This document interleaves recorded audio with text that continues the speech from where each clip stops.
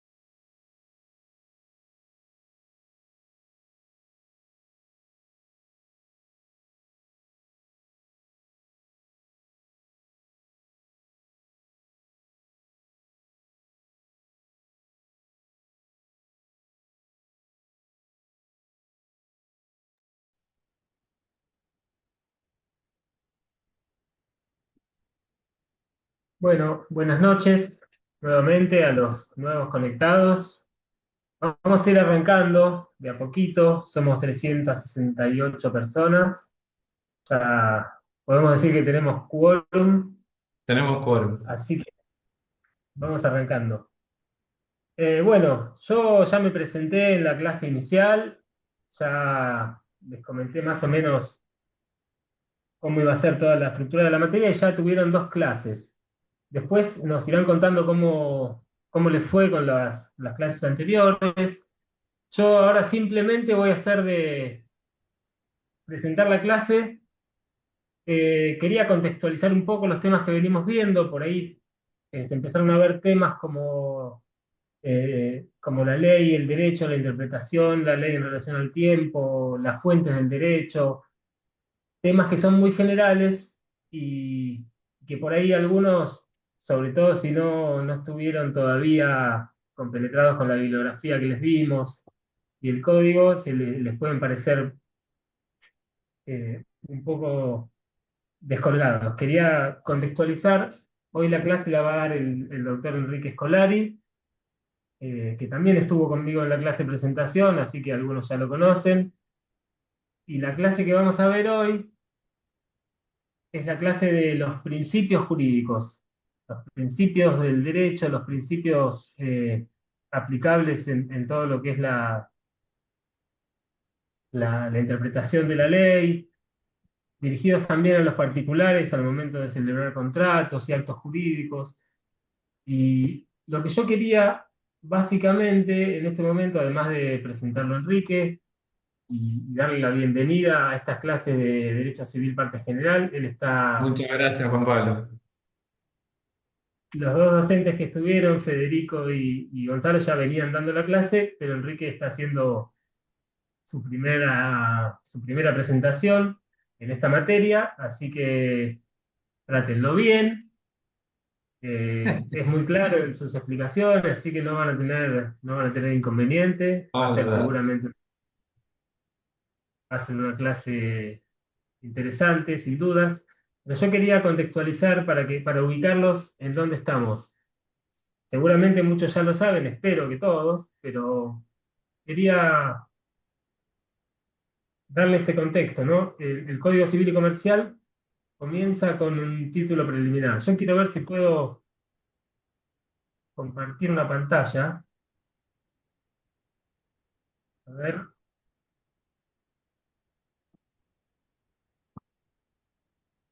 ¿Esto es sería para poner. el material que yo te pasé o otra cosa, Juan? Ahora les quería mostrar los fundamentos Ah, y el código buenísimo. comentado, hacer un poco de navegación por la página, por el foro, digo.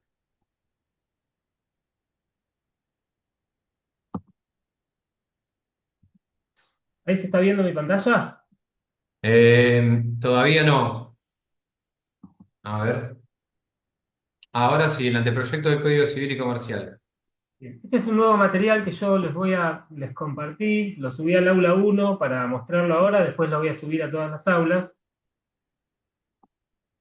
Y me pareció que está bueno para tener una aproximación a este tema que vamos a ver ahora, y que ustedes puedan ver y tener claro de qué estamos hablando cuando hablamos de principios jurídicos, ¿no? De lo que va a dar Enrique en esta clase. Este documento es el documento que la comisión eh, integrada por Lorenzetti, Elena Staiton de Nolasco y Aida Kemelmacher de Carlucci, elevó al Poder Ejecutivo Nacional en el 2011 como anteproyecto de Código Civil y Comercial. Después este proyecto tuvo modificaciones antes de la sanción, pero en grandes rasgos es lo que está vigente, ¿no? Y lo que hacen los autores en este documento es una explicación de todos los institutos que están legislando, ¿no? Haciendo comparación con el código que se derogaba y con el código que va a entrar en vigencia. Y como pueden ver, cuando hablan del método, ellos señalan que hay un título preliminar y después empieza el código propiamente dicho, el libro primero, regulando la persona humana, la persona jurídica, los bienes, hechos y actos jurídicos. la transmisión de los derechos. Toda esta parte del título preliminar es lo que hoy se va a cerrar, la explicación que va a hacer Enrique, va a cerrar esta parte del título preliminar. O sea que todavía estamos en las previas de lo que es la regulación propiamente dicha del Código Civil, ¿no? Y estos son los artículos 1 a 18 del Código Civil y Comercial. Como pueden ver acá, tiene todo el índice del Código Civil, y acá los autores explican y van desarrollando la postura que fueron adoptando en cada una de estas regulaciones. Y está bueno que lo lean, es cortito, son 20 páginas. eh, Les propongo que lean para cerrar estas primeras dos unidades que estamos cerrando hoy. Ven, acá empieza el título preliminar, y acá explican las razones de la existencia de un título preliminar. ¿Por qué el Código Civil regula, antes de empezar a hablar de los institutos en particular, tiene este título preliminar? Y acá los autores mismos del proyecto les van a contar más o menos cuál fue la mirada que tuvieron, la postura filosófica, la postura jurídica que adoptaron, el por qué adoptan esta decisión. Y está bueno porque les da un panorama de los propios autores para interpretar, ¿no? Los institutos que se regulan acá. Como esto es lo que estuvieron viendo, la ley y el derecho. eh, bueno, quería comentarles esto y les voy a dejar este material para que lo lean. Son 20 páginas que tienen que leer y les aclara un montón, los que por ahí vienen por ahí medio perdidos con esta unidad. Y después, obviamente, el código comentado, los primeros 18 artículos y la bibliografía que venimos recomendando. Eh, entonces, como decíamos, hoy tenemos la clase de principios jurídicos, aproximación a la noción de principios, principios fundamentales del derecho privado, todo lo que va a desarrollar Enrique. Simplemente quería ponerlos en contexto de dónde estamos parados, todos estos conceptos tan generales por ahí que se empiezan a hablar y que por ahí todavía no quedan, no los pueden agarrar del todo. No se preocupen que ya les van a ir dando forma, puliendo, y los van a ir aplicando sobre todo a casos concretos, ¿no?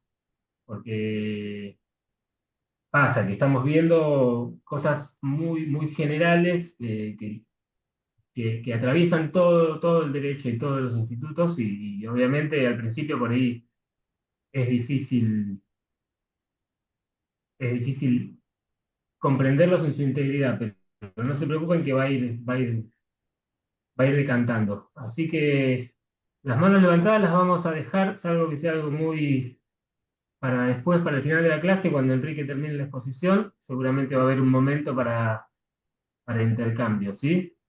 Simplemente quería ponerlos en contexto de lo que va a ser la clase de hoy, y el lunes vamos a empezar ya con la persona humana, que es la unidad número 3 de la materia, que ahí la clase la voy a dar yo.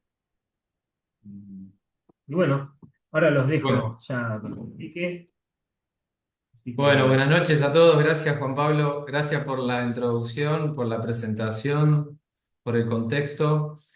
La clase de hoy yo me voy a referir a los principios y valores del derecho civil específicamente. Hay una consulta en el chat sobre el material. Eh, si quieren como material guía a lo que refiere el programa, está el libro de Julio César Rivera de Instituciones del Derecho Civil. Yo le referí una página justamente donde trataba en el día de hoy el tema de los principios generales. Y por otra parte, como material o material de guía, no más que como una guía, le vamos a subir con Juan Pablo un PowerPoint que voy a proyectar ahora como modo de guía y de seguimiento del tema para poder desarrollarlo un poco con claridad y que estos conceptos tal vez un poco amplios o vagos, ustedes puedan ir esquematizándolos y puedan ir siguiéndolos. En algunos casos agregué algunos pequeños ejemplos, pero sí que sirvan como para comprensión del tema o del concepto particularmente que se va a ir tratando. Eh, pero bueno, esto obviamente después lo tienen que reforzar con la lectura del código, con el material que les acabo de señalar de Julio César Rivera y bueno, y el resto del material que vamos a ir y que le vamos a ir facilitando y le vamos dando como guía. Eh, yo como sugerencia, para comenzar, les quiero pedir que quienes tengan un código civil y comercial a la mano, le va a servir de utilidad. Hay algunas citas de normas que yo las voy a leer, pero es bueno que ustedes también empiecen a familiarizarse con la utilización del código, eh, sobre todo con el lenguaje, que el lenguaje normativo, que obviamente voy a tratar de aclarar y de ir explicando, pero bueno, para poder conocer la referencia, cómo lo refiere el código y sobre todo ir nosotros tratando de explicar el alcance de cada una de esas palabras, le va a ser de utilidad. Acá Gonzalo, estoy viendo, le facilitó el link de Infoleg ahí, así que pueden, mientras tanto, hacer un clic en Infoleg, buscar el Código Civil y Comercial. Les sugiero que siempre cuando vayan a Infoleg utilicen la opción de texto actualizado, ¿sí? Porque obviamente Infoleg, como es una página que registra todos los antecedentes y las modificaciones anteriores, puede que le esté mostrando una versión vieja, no en este caso, pero no hubo modificaciones sobre estos artículos que vamos a tratar hoy, pero sí les sugiero que siempre que lo utilicen la versión de texto actualizado. Eh, voy a intentar proyectar, a ver si me es fácil, ya lo tenía preparadito, el PowerPoint.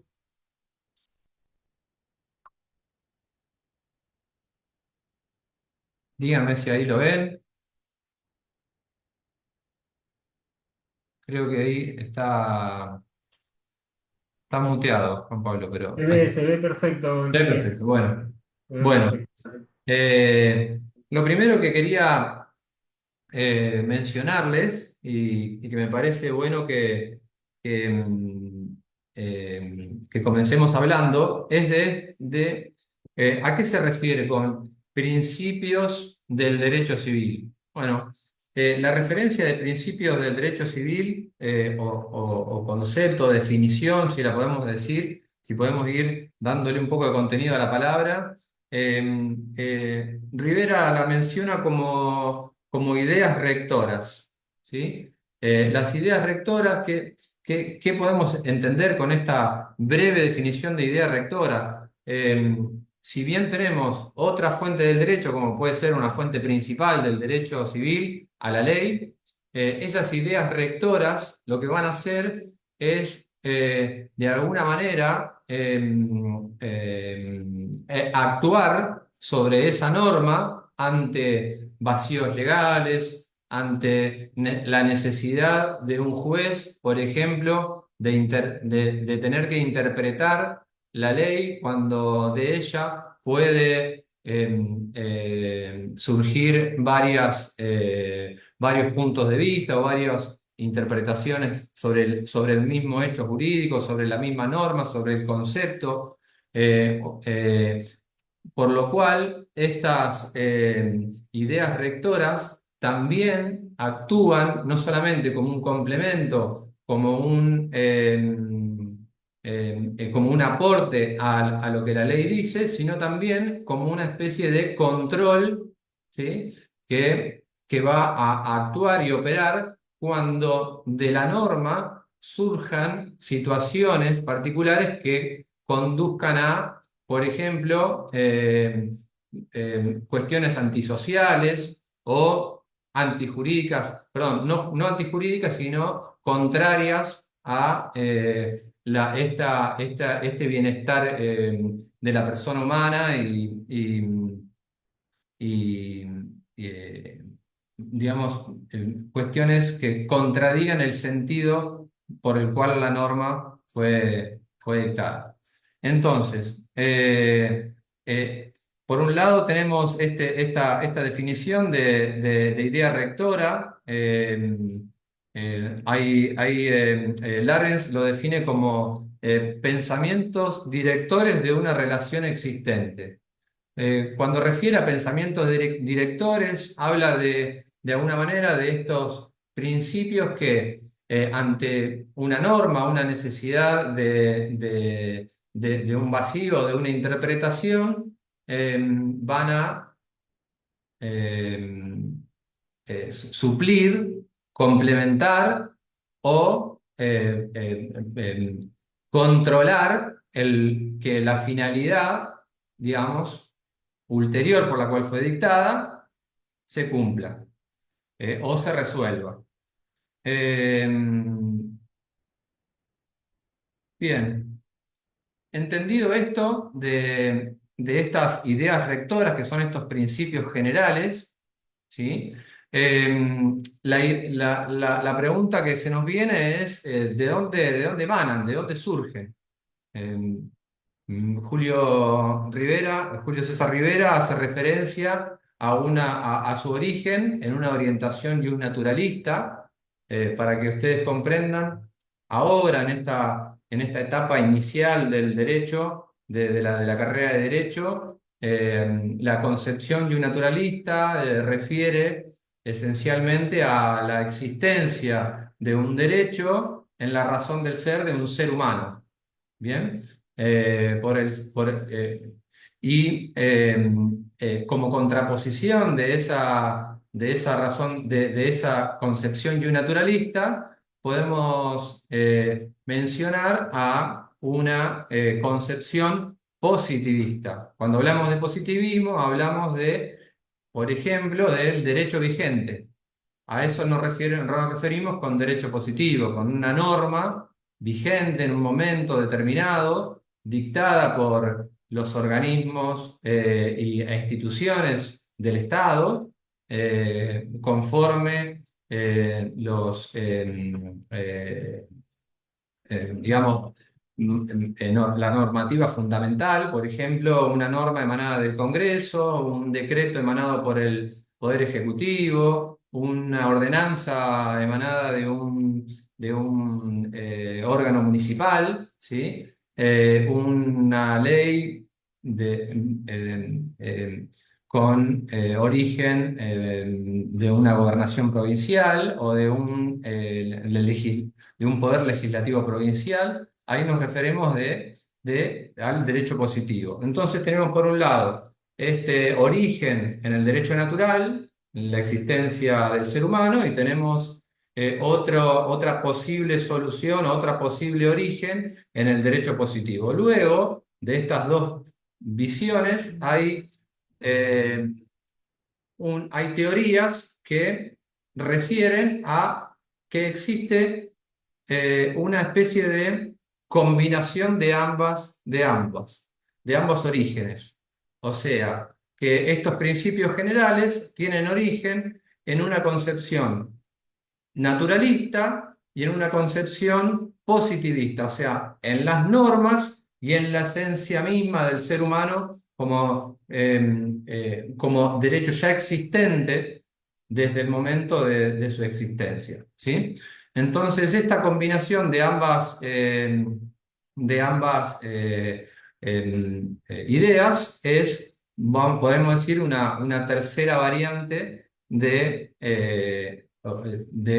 refiere a dónde pueden llegar a tener origen los principios fundamentales, principios generales del derecho civil.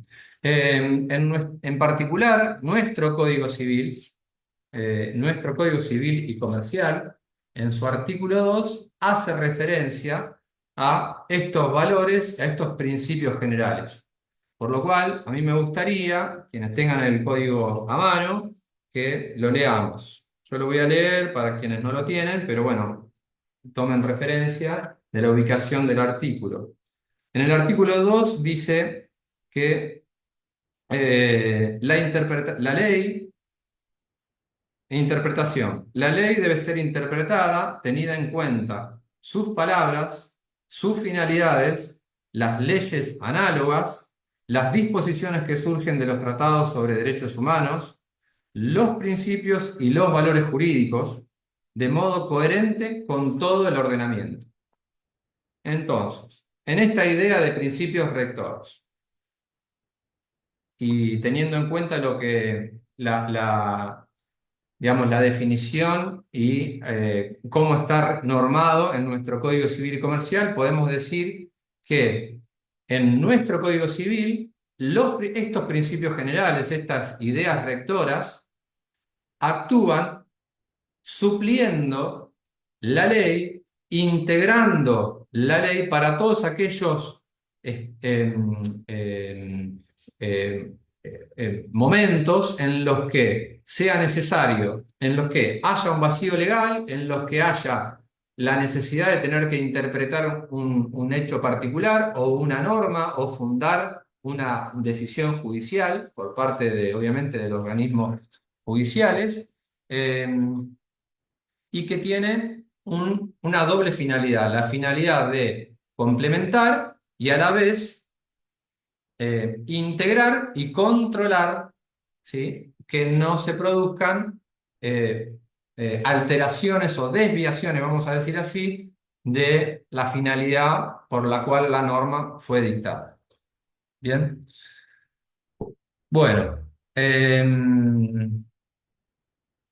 En cuanto a la enumeración de estos principios, eh, bueno, basándonos en esta referencia de material que nos hizo Juan Pablo, que son los fundamentos del anteproyecto del Código Civil y Comercial del año 2015, eh, surge que no resulta conveniente hacer una enumeración de estos principios ni de estos valores, ya que los mismos revisten un carácter dinámico, esto es, van modificándose y van afectando, digamos, las normas de manera diferente con el transcurso del tiempo y a la modificación de las normas, y la interacción que las normas también tienen con las otras fuentes del derecho, por ejemplo. Eh, entre Enrique, las... Sí, disculpa que te interrumpa.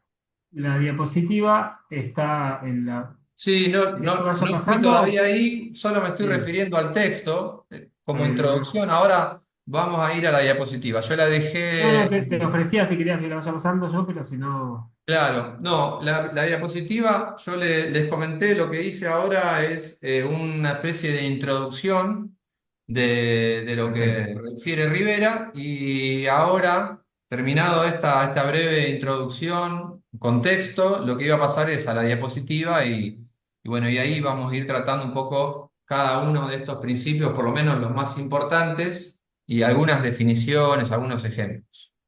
Eh, Bien, les decía recién que en cuanto a la enumeración, el anteproyecto refiere que no es conveniente la individualización dentro del texto de la norma de estos principios generales del derecho, de estos valores, porque por su carácter dinámico, por su evolución, por su modificación con el tiempo, con las costumbres, con los momentos y cambios sociales y políticos que hay dentro del marco de una sociedad. Sin embargo, hay algunos que podemos mencionar, como por ejemplo, y que refiere Rivera, como por ejemplo la capacidad de las personas físicas es la regla y la incapacidad es la excepción. Ese es uno de los principios generales. Obviamente, ahora yo con con la diapositiva vamos a hacer referencia a algunos que tal vez nos interesan que ustedes puntualicen un poquito más.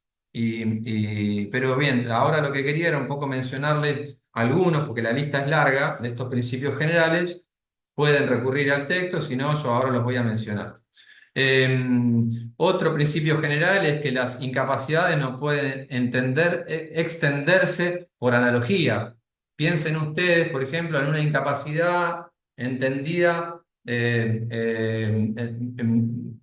con una cuestión metodológica en la cual, bueno, en un caso práctico sería una persona que lamentablemente perdió el brazo derecho, entonces tiene una X cantidad de incapacidad. Y por el otro lado tenemos a otra persona que también perdió su brazo derecho, por lo cual podríamos inducir que la capacidad de ambas personas que perdieron el brazo derecho es la misma.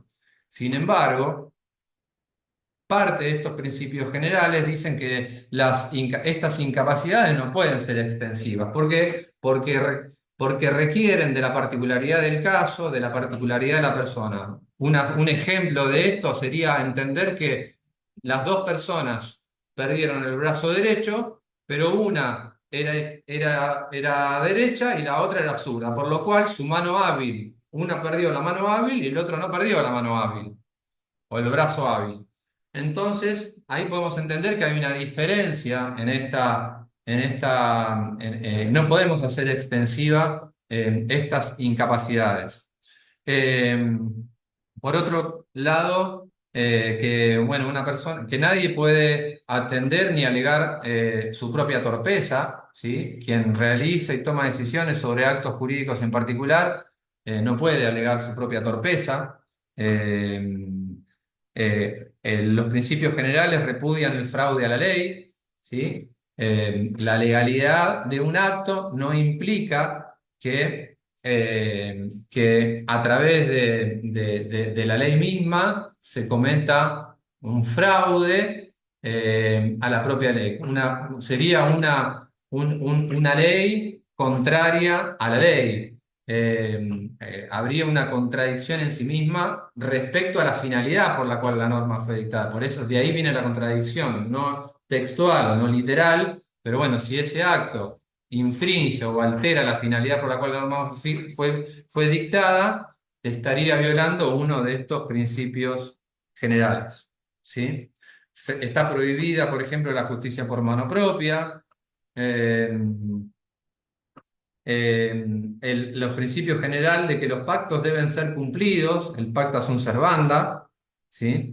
Eh, bueno, y así puedo seguir enumerando eh, muchos más, pero bueno, si ustedes quieren, si ustedes prefieren, también es punible por ejemplo, punible, perdón, es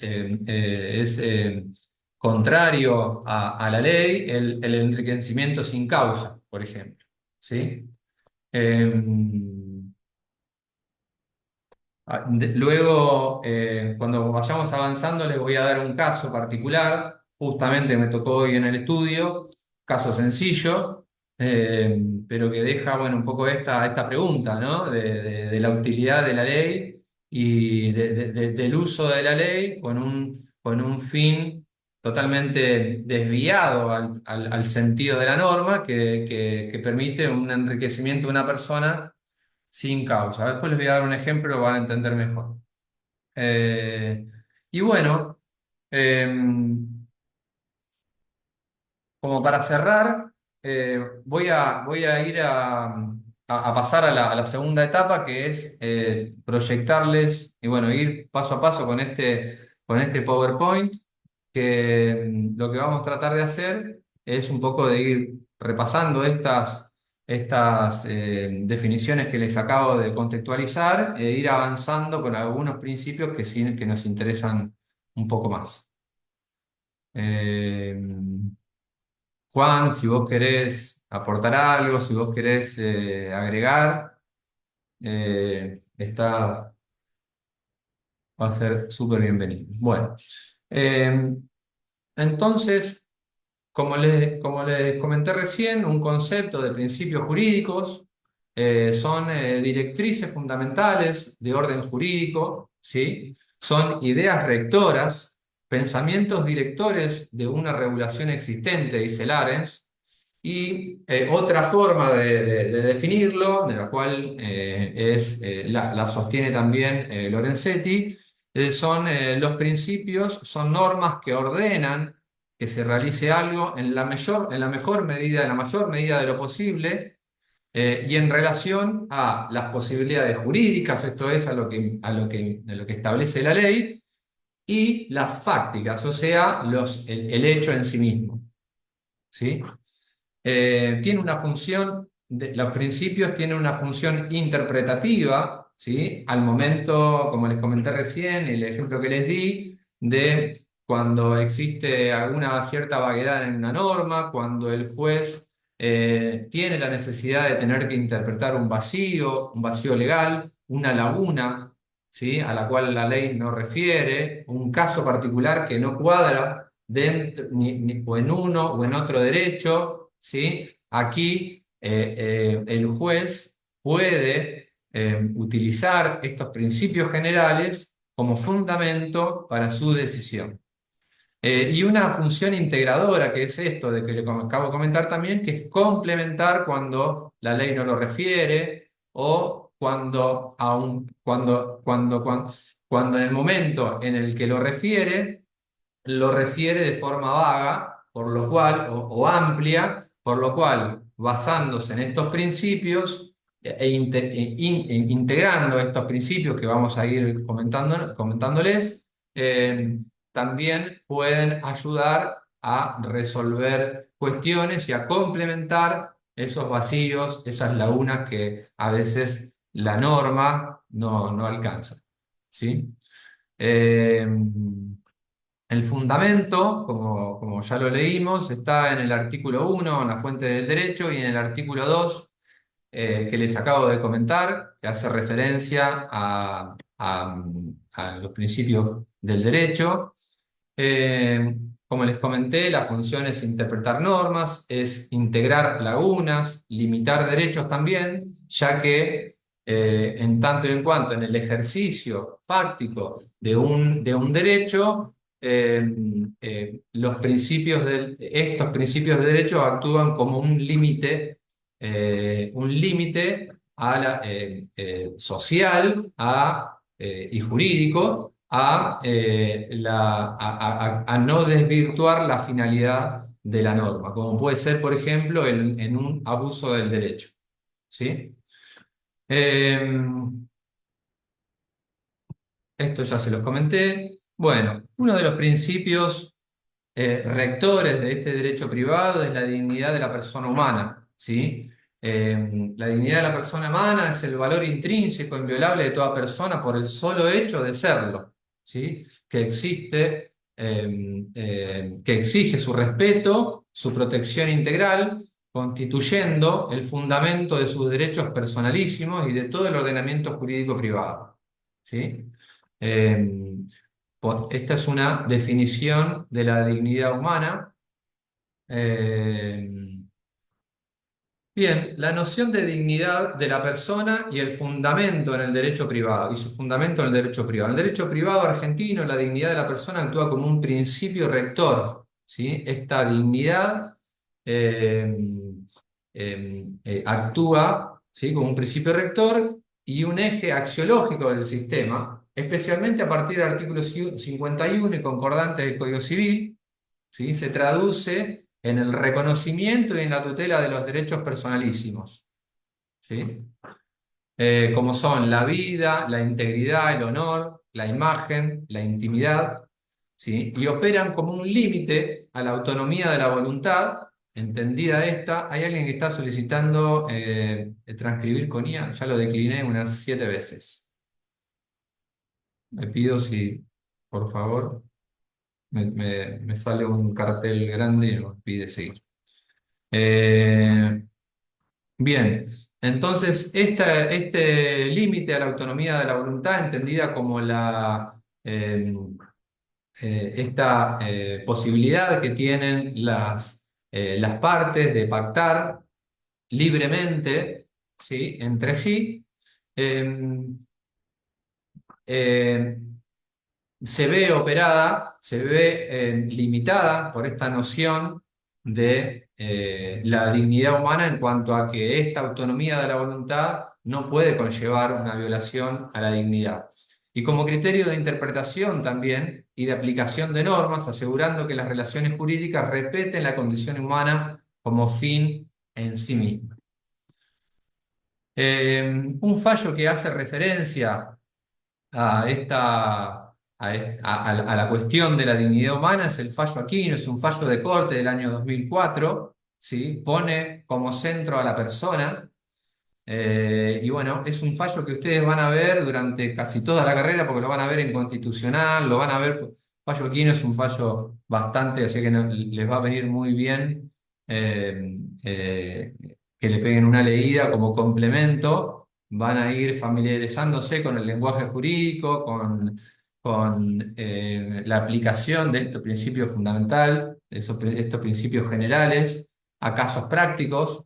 Eh, Así que se los recomiendo. Lo pueden buscar en en la página de la Corte, que es un fallo súper conocido. Bien.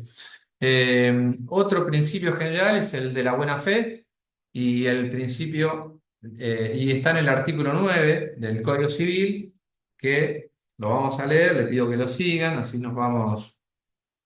Dice, los derechos deben ser ejercidos con buena fe.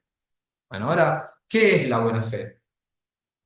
Bien, si decimos que los derechos deben ser ejercidos de una manera particular, entender cuál es esa manera particular se torna fundamental. Así que lo que vamos a agregar es que el deber la buena fe es el deber de actuar con lealtad, con honestidad, con coherencia, ¿sí? En el ejercicio de esos derechos y en el cumplimiento de las obligaciones. ¿Sí?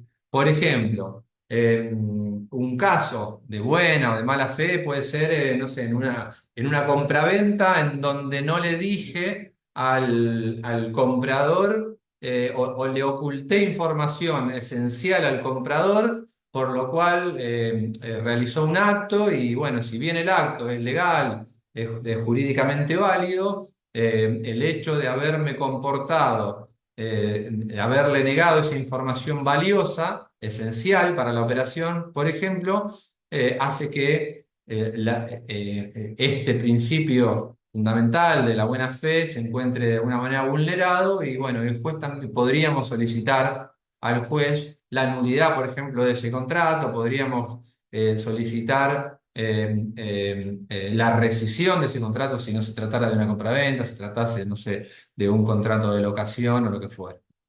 Eh, entonces, ya leímos el artículo 9. Esta buena fe tiene a su vez una función integradora. La buena fe integra el contenido de la relación jurídica, o sea, compone la relación jurídica, incorpora deberes implícitos, ¿sí? No están establecidos estos valores, sino que los incorpora, como por ejemplo el deber de colaboración, el deber de información, la protección, ¿sí? Aun cuando no hayan sido expresamente pactados, ¿sí? O sea, las partes pueden convenir libremente, pero si yo le oculto información esencial al comprador, estaría incumpliendo con un principio general con el cual debo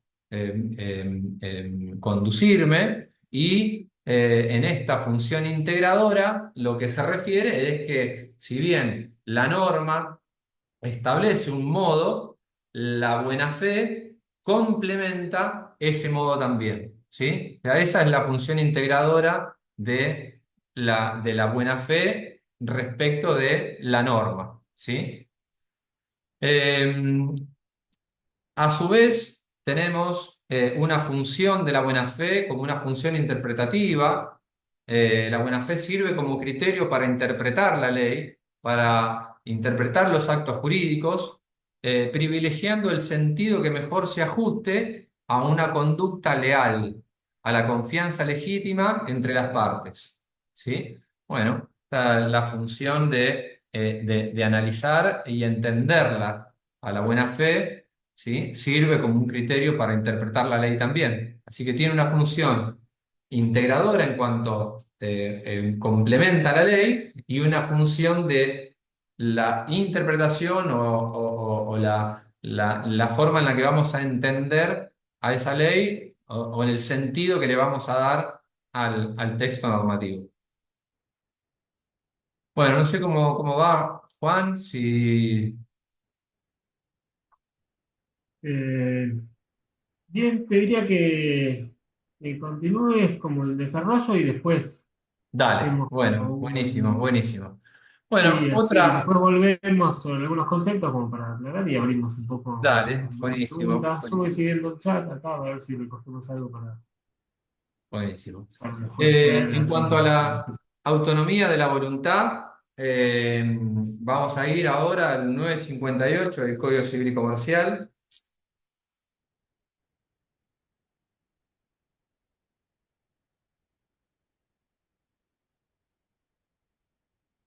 Bien. La autonomía de la voluntad en el Código Civil y Comercial dice, libertad de contratación. Las partes son libres para celebrar un contrato y determinar su contenido dentro de los límites impuestos por la ley, el orden público, la moral y las buenas costumbres. Entonces, leído y comprendido la forma en la que refiere nuestro Código Civil y Comercial en cuanto a que las partes pueden pactar libremente, eh, entendemos que siempre que sea dentro de estas ideas rectoras, que son los límites impuestos por la ley, por el orden público, ahora vamos a ver qué es el orden público, por la moral y por las buenas costumbres que, bueno, y habrán visto y habremos referido en todo el desarrollo anterior también de las fuentes del derecho. Eh, entonces, ¿qué es la autonomía de la voluntad? Es el principio que reconoce a las partes la facultad de celebrar contratos y determinar libremente el contenido de estos, ¿sí? Dentro de los límites que impone la ley. La libertad contractual implica poder decir, de poder decidir si contratar, si hacemos o no un contrato, con quién contratamos y bajo qué condiciones, qué derechos y qué obligaciones están en juego. Bien, en esta autonomía de la voluntad existen límites y los límites a la autonomía de la voluntad son: la libertad contractual no es absoluta, sino que está restringida ¿por quién? Por la norma, por el orden público, la moral y las buenas costumbres, como lo refiere el 958. Por ejemplo, acá viene la parte donde en esta libertad de pactar, por ejemplo, podríamos llegar a ver un límite a la autonomía de la voluntad también como un principio rector. Por ejemplo, sería nulo un contrato que establezca intereses usurarios, o sea, desproporcionados, vamos a decirlo así, o que implique una renuncia anticipada a derechos irrenunciables. ¿Sí? Si estos derechos vienen de orden público, o sea, no pueden, de alguna manera, no están al alcance de las partes, no podría, de alguna manera, ser pactada tampoco. O sea que la autonomía de la voluntad es la regla general, pero tiene límites. Esta autonomía de la voluntad también debe asegurar la justicia, por ejemplo. Implica que el contrato no puede ser abusivo ni generar una desigualdad excesiva entre las partes. ¿Sí? Un ejemplo, no se puede fijar una cláusula que deje a una parte totalmente desprotegida. Estaríamos generando una disparidad en el contrato, o sea, sería un contrato abusivo y ese contrato abusivo eh, operaría, o sea, esa cláusula abusiva o cláusulas abusivas o contrato abusivo operaría como un límite a la autonomía de la voluntad. ¿Sí? La autonomía de la voluntad debe asegurar el interés general. Implica que el contrato no puede afectar normas que protegen a todos o a sectores vulnerables. ¿Sí? Un ejemplo es que no es posible pactar algo que viole derechos del consumidor, ¿sí? Donde existe de por sí una disparidad, o, por ejemplo, en normas laborales, ¿sí? En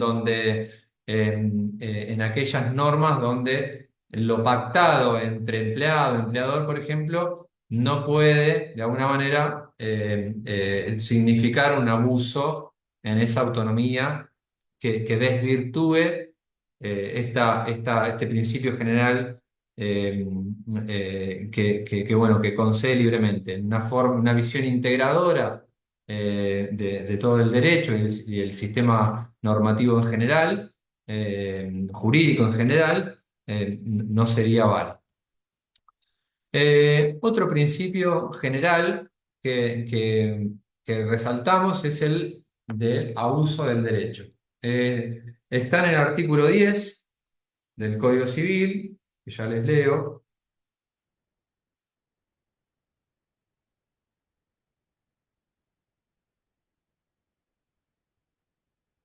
y dice, el abuso del derecho, el ejercicio regular de un derecho propio o el cumplimiento de una obligación legal no pueden constituir como ilícito ningún acto. ¿Sí? La ley no ampara el ejercicio abusivo de los derechos. Se considera tal el que contraría los fines del ordenamiento jurídico o el que excede los límites impuestos por la buena fe, la moral y las buenas costumbres. El juez debe ordenar lo necesario para evitar los efectos del ejercicio abusivo o la situación jurídica abusiva y, si correspondiere, procurar la reposición al estado de hecho anterior y fijar una indemnización. Fíjense esto. Ah, es- no solo determina que el ejercicio regular de un derecho no puede significar un abuso, sino que además establece un modo de reparación de este abuso. ¿Sí? El abuso del derecho puede ser entendido, dice, el ejercicio de un derecho en forma contraria a su finalidad, a la buena fe y a las buenas costumbres, configurando un uso antisocial. ¿Sí? Si bien estamos haciendo ejercicio de un derecho, ese derecho va en contra de la finalidad por la cual fue dictado, es antisocial, eh, y que obviamente el ordenamiento jurídico no lo ampara. Eh, el ejercicio antisocial se da cuando el titular utiliza un derecho de manera desproporcionada o dañosa, sin interés legítimo o con finalidad perjudicial. Un ejemplo, por ejemplo, puede ser un propietario levanta un muro innecesariamente alto solo para quitarle la luz al vecino. No tiene una utilidad. La utilidad es generar un daño en sí mismo, no iba a construir una casa más arriba, no nada. Solamente lo hace para molestar. Ese uso o ese ejercicio antisocial de un derecho legítimo configura un abuso del derecho. ¿Sí? La limitación judicial, dice el juez, ante un abuso, debe impedir sus efectos, pudiendo ordenar el cese de la conducta, su adecuación o la reparación del daño. El juez ordena, en el ejemplo que le dimos, reducir o demoler el muro o, en su caso, indemnizar al vecino afectado por este uso, ¿sí?, antisocial, este ejercicio antisocial de un derecho. ¿Sí? Hago un comentario acá que Sí, por ahí suma, Enrique, lo iba a dejar para después, pero ya que por ahí meterlo en este momento. Para dar la perspectiva de cómo estos principios que estamos viendo no son estáticos, ¿no? Son dinámicos, van cambiando con el tiempo. Es decir, tienen que ver con aplicar la norma en el contexto de la realidad social y el momento de la evolución jurídica en el que estamos parados. Y en este caso, del ejemplo que traes del muro elevado para cortar la luz, eh, el tema del abuso del derecho se fue dando justamente como respuesta del ordenamiento jurídico a lo que en principio y como tradición del derecho romano, el derecho de propiedad, el derecho de dominio, propiamente dicho, se consideraba un derecho absoluto. Es decir, el propietario podía usar y abusar de su propiedad. Es decir, yo de mi propiedad hago lo que quiero, era el principio. Yo podía usar y abusar y destruirla, incluso ir en contra de la función de lo que después se llama la función social de la propiedad. Pero eso fue dando lugar a un montón de situaciones donde primero pretorianamente el Poder Judicial o los jueces en la aplicación de la norma ante los efectos de los actos llevados a cabo por personas que haciendo abuso de ese derecho, que dentro de todo era, según el Código Civil de Vélez, era legítimo abusar de la propiedad y del derecho, se fue dando primero por pasos de los jueces, tomando justamente sin una norma que lo establezca, aplicando, generando esta doctrina que después se terminó llamando del abuso del derecho y que se incorpora legislativamente en el año 68 con la ley 7711 y que ahora el Código Civil y Comercial lo trae en esta parte general, porque el Código de Vélez, reformado por la 7711, estaba entre la regulación de los actos jurídicos, ¿no? Y ahora justamente esto es lo que el nuevo código, con esta filosofía más de un código de los principios y de las grandes reglas del derecho y De los valores.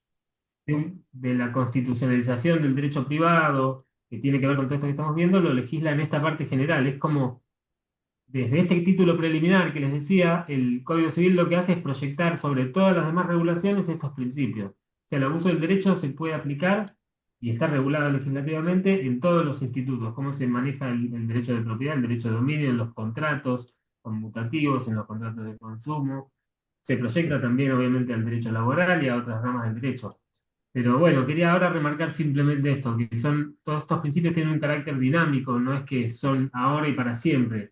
Quizás y van y vienen, ¿no? Porque hay momentos donde, qué sé yo, en un estado social de derecho, quizá la Constitución marca que esto, se remarca más la función social de la propiedad y en otros dicen no, el principio básico es la propiedad privada es sagrada y el propietario puede hacer lo que quiera. Pienso en un propietario de un campo que tiene un campo para cultivo y decide cultivar y usar agrotóxicos. Y otro que decide cultivar y generar alimentos. Bueno, son dos situaciones distintas. Los dos son propietarios y pueden hacer lo que quieran. Pero si hay una política pública de promover el cultivo de soja, va a ser más beneficiado, ¿no? Uno o el otro, promovido o fomentado una u otra actitud, uno u otro uso de la propiedad. En el fondo es eso, ¿no?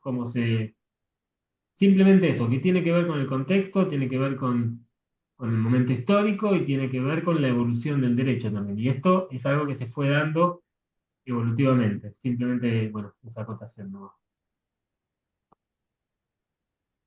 Perfecto. Bueno, muchas gracias, Juan Pablo. Eh, bueno, refiriendo a este carácter dinámico de los principios, esencial también entenderlo. Eh, bien, se me trabó esto. Ahí va. Bien. Eh, Ahora lo que me gustaría es seguir por el orden público que está regulado en el artículo 2613 del Código Civil y Comercial. Brevemente, vamos a leerlo. Traten de leerlo, traten de tener las referencias de la norma, léanlo. El orden público, en el artículo 12, refiere a que las convenciones particulares no pueden dejar sin efecto las leyes en cuya observancia está interesado el orden público. Esto quiere decir, bien, el acto respecto del cual se invoque el amparo de un texto legal que siga un resultado sustancialmente análogo al prohibido por una norma imperativa se considera otorgado en fraude a la ley. En este caso, el acto debe someterse a la norma imperativa que se trata de eludir. Renuncia. En el artículo 13. Está prohibida la renuncia general de las leyes. Los efectos de la ley pueden ser renunciados en el caso particular, excepto en que el ordenamiento jurídico lo prohíba. El orden público es una limitación a la autonomía de la voluntad, ese conjunto de normas y principios indisponibles, no están disponibles para las personas, ya sea para su renuncia, para acordar, ¿sí? No están disponibles en las relaciones o en los pactos con otras entre partes, protegen intereses generales impide que la voluntad de las partes las deje sin efecto. Surge aquí la noción de normas imperativas, son aquellas normas por las cuales nosotros no podemos acordar, no, se nos imponen a nosotros o al ser humano en general, o al sujeto jurídico, se le impone, por lo cual no está en su esfera de disponibilidad. ¿Sí? Estas normas imperativas son aquellas que no pueden ser derogadas por acuerdo entre partes, constituyen el núcleo del ordenamiento jurídico. Por ejemplo, normas de protección al consumidor o derechos irrenunciables, por ejemplo, como les comenté recién, en las relaciones como pueden ser laborales también. ¿Sí? Tienen un interés social. Un ejemplo ahí, perdón, Un, te eje- interrumpo así. un ejemplo No, me parece que de orden público, en sí. esto del fraude a la ley, un ejemplo que viene bien por ahí para pensarlo, que es muy común también, es ya yéndonos al derecho laboral, pero las normas laborales en general son indisponibles y algo que se hace mucho es para ocultar una relación de trabajo, se hace un contrato de locación de servicios. Esto es el fraude, lo que se llama Claro. fraude laboral. Es muy específico del derecho laboral, pero sirve como para pensarlo como ejemplo. Estamos a través de un acto jurídico aparente, que es locación de servicios, que Aparentemente presupone dos válido. partes, claro, aparentemente válido, que presupone dos partes en igualdad de condiciones, lo que se hace es establecer un contrato de trabajo donde las normas imperativas del contrato de trabajo eh, implican un montón de obligaciones y cargas y principios que se intentan eludir a través de la firma de un contrato supuestamente civil, pero que en realidad encubre una Exacto. relación real. Y la norma laboral trae en este caso, el principio de primacía de la realidad, que en este caso el Código Civil lo trae como lo que va a prevalecer es la norma que se intentó evitar. Después, si se descubre ese fraude a la ley, se va a aplicar la ley imperativa que no se quiso aplicar utilizando un acto para eludirla. Esa es la consecuencia que trae la norma. Una vez que se detecta el fraude a la ley a través de cualquier mecanismo que sea, lo que se hace es se aplica esa norma que no se podía dejar de lado bueno, con todas las consecuencias que esa normativa tenga. Me parecía que el ejemplo del fraude Bien, laboral es claro para buenísimo. entender. Buenísimo el ejemplo. Sí, sí, sí, sí. Eh, a ver si retomo esta. Como dijimos, tiene un interés social, es el fundamento del orden público, ¿sí? La protección de los valores colectivos, por ejemplo, el equilibrio, la justicia, la seguridad jurídica, la tutela de la parte débil, como decía recién Juan Pablo, en una relación, por ejemplo, una relación laboral, ¿sí? Esta situación de tutelar una parte cuando se encuentra en inferiores condiciones que la otra. ¿Sí?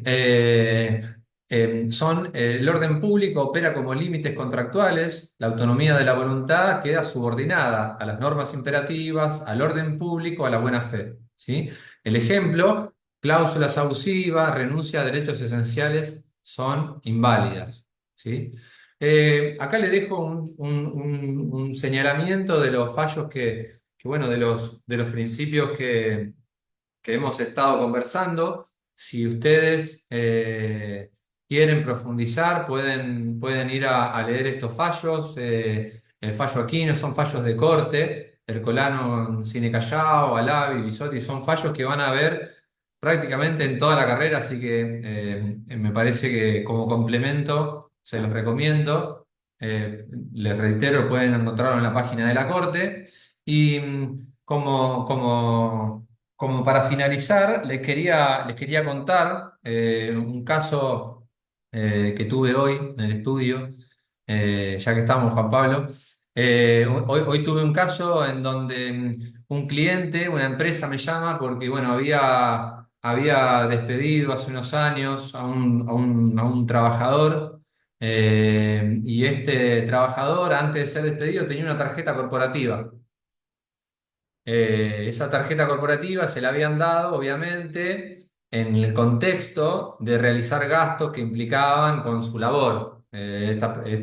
Parte de su labor era viajar y pagar con esa tarjeta gastos que tenía, viáticos que le pagaba la empresa cuando iba y viajaba y demás. Y de pronto bueno, se extinguió la relación laboral.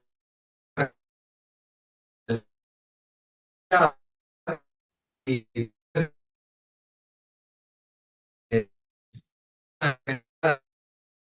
eh, gastos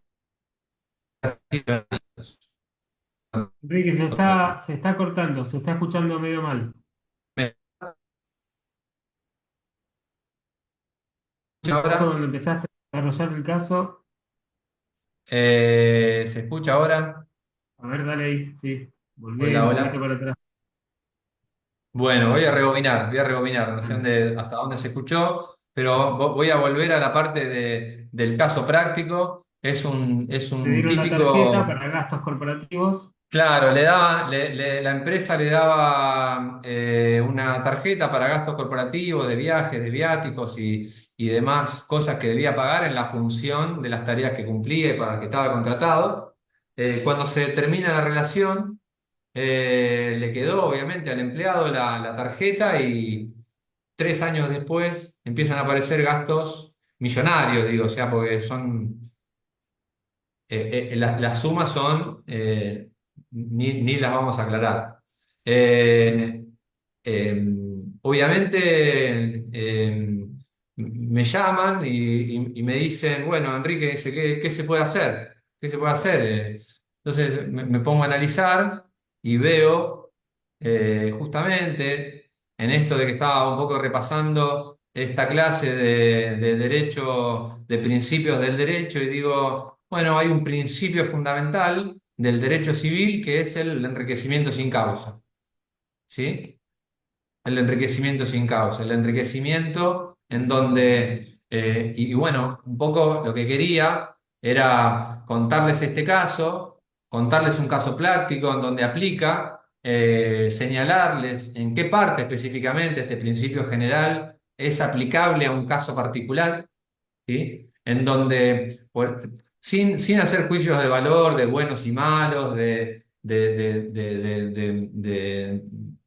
cosas que a nosotros como profesionales del derecho nos exceden, ¿sí? Sino que vamos a encontrarnos en la vida profesional, asesorando, teniendo que pensar, ubicando en el derecho casos particulares, miles de casos particulares, encuadrando jurídicamente algo que nosotros aprendimos en forma teórica en algún momento en la carrera y de pronto este principio general que estoy viendo hoy en primer año de derecho civil, en parte general, es un poco el derecho de fondo, la forma de entender en la cual yo tendría una supuesta solución o encuadre jurídico a un caso, ¿sí? Eh, este abuso del derecho, perdón, este enriquecimiento sin causa que también es punido, es de alguna manera cuestionado por el derecho civil, estaría en que esta persona que realizó gastos, ya con una relación laboral extinta, después de muchos años, fuera del contexto para el cual le fue dada esa tarjeta, ¿sí? Se habría enriquecido no como parte de una remuneración, no como parte de una tarea que estaba realizando, no como parte de una relación laboral vigente, que fue la causa que le dio origen a esa tarjeta, habría generado unos gastos a favor suyo, obviamente por fuera de un acto que aparentaría ser un acto legal y válido. La tarjeta se la dieron, pero se la dieron en un contexto. Se la dieron en un contexto laboral, se la dieron en un momento determinado, con una finalidad determinada bueno, hoy, fuera de toda esa finalidad, de ese contexto, de ese momento, eh, esta persona va y realiza un acto válido, jurídicamente válido, no punido por la ley, sino contrario a estos principios generales del derecho, en mi análisis, ¿no es cierto? Así que bueno, se Se los armó un quería. lindo, Sí. se armó un lindo quilombito con el caso que tiraste acá en el chat, te estoy diciendo. Bueno. Pues se plantea si Eh, no, la pregunta así resumiendo un poco todo lo que dijeron es si no hay un acto ilícito en el uso de la tarjeta, que no lo Yo permite. creo que no hay un acto ilícito, lo que hay es un enriquecimiento sin causa por parte de ese es mi análisis. Obviamente vamos a encontrar abogados y vamos a encontrar múltiples interpretaciones y soluciones. Así que ahí va toda su parte creativa en cada uno de quienes seamos o somos profesionales del derecho. Así que bueno, ahí va toda esa capacidad que tenemos de razonar, de pensar distinto, de opinar. En mi opinión, es un enriquecimiento sin causa, claramente. No es un acto ilícito porque la tarjeta era válida, la obtuvo en forma válida. Para mí no es ilícito por esa razón, se la dieron válidamente, pero se la dieron con otra causa, se la dieron con otra finalidad, se la dieron en otro contexto, ¿sí? La obtuvo legalmente, o sea, se la dieron en contexto de una relación de trabajo y hoy le está dando una utilidad más allá de la finalidad para la cual se la dieron. Ese es mi punto de vista. Bueno, sí, lo que tiene el enriquecimiento sin causa es que solamente se le puede reclamar en la medida del enriquecimiento, no se le pueden reclamar daños y perjuicios, sino, pero bueno, son casos que hay que analizarlos con todos los condimentos, ¿no? Claro. Con todo el contexto. Pero acá dicen que mi ley se habría enriquecido sin causa por el caso Libra, ya le aplicaron el Ya enriquecimiento sin nos causa vamos a a, Dormi, enriquecimiento sin causa, nos leyendo estamos el chat. metiendo en un lugar complicado. Sí, tiraste una difícil. Bueno, eh, como le decíamos al principio de la clase, ahora vamos a habilitar los que levantaron las manos. Es una unidad, esta unidad 2 es la que vimos hoy, unidad uno y unidad 2 que son el título preliminar del Código Civil y Comercial. Vuelvan a leerlo, lean el código comentado, está comentado por uno de los autores del proyecto del Código Civil. Lean a Rivera, lean el libro que tengan y lean el código. Pero sobre todo eso, razonen y lo que decíamos, es un tema muy abstracto todavía, todo esto de los principios, pero básicamente es eso, son las directivas que la codificación del año 2012 trae como novedad esto de ser un código justamente un código de principios, un código que trata de resaltar los principios constitucionales en la ley civil. En el código, en la filosofía del siglo XIX, el código civil era un código más de regir las relaciones privadas, si bien obviamente siempre el marco constitucional estuvo, no se hablaba tanto de los principios constitucionales en el código civil. En cambio, este código civil baja y trata de receptar expresamente todos los principios constitucionales de los tratados de derechos humanos y, y establece estas directivas que más o menos sería que los primeros artículos uno y 2 son directivas dadas a los jueces, a los que tienen que aplicar la ley cuando les llega el caso, este diálogo de fuentes, ¿no? Tengo el texto, muchas veces el texto de la norma, si bien es la primera fuente, lo que hay que tener en cuenta, no se puede fallar contra la norma, pero si la norma lleva a una solución injusta, reñida con la finalidad de justicia que debe tener normativa, en este contexto de los tratados de derechos humanos, de los principios generales, de que de que los derechos deben ejercerse de buena fe, sin ser abusivos y demás, si, muchas veces aplicar la letra de la ley así, aparte si fuera tan fácil como